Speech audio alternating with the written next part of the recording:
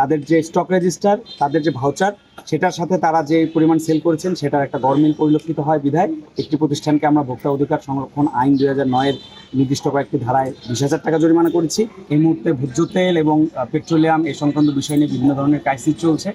এই বিষয়টাকে মাথায় রেখে ভৈরবের যে আমাদের যারা আছেন, তারা যে আমাদের যে ভোক্তারা আছেন, তাদের সুবিধার কথা বিবেচনা করে, বিশেষ করে যে ভোজ্য তেল বলতে আমরা যেই সয়াবিন তেলটা বুঝি বা ফর্টিফাইড যে তেলটার কথা আমরা বুঝি, সেই বিষয়ে আমাদের কাছে কিছু তথ্য ছিল।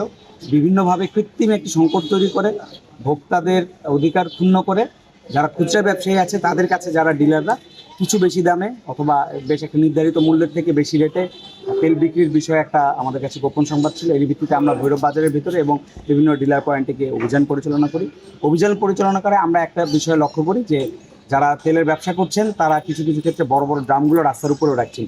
এই সবগুলো বিষয়কে আমলে নিয়ে আমরা লক্ষ্য করলাম যে একটি প্রতিষ্ঠান তাদের যে বিগত 1 মাসের মজুদ, তাদের যে স্টক রেজিস্টার, তাদের যে ভাউচার, সেটার সাথে তারা যে পরিমাণ সেল করেছেন সেটার একটা গরমিল পরিলক্ষিত হয় বিধায় একটি প্রতিষ্ঠানকে আমরা ভোক্তা অধিকার সংরক্ষণ আইন 2009-এর নির্দিষ্ট কয়েকটি ধারায় 20,000 টাকা জরিমানা করেছি এবং একই সাথে ভোক্তার অধিকার ক্ষুণ্ণ করে এবং আমাদের যে সড়ক এবং পৌরসভা স্থানীয় সরকার আইন রয়েছে সেই আইনকে ক্ষুণ্ণ করে রাস্তার উপরে তেলের ড্রাম রাখার জন্য এবং চৌরাস্তার মোড়ে একটি প্রতিষ্ঠান ছিল, তাদেরকে আমরা একই আইনে 10,000 টাকা জরিমানা করেছি।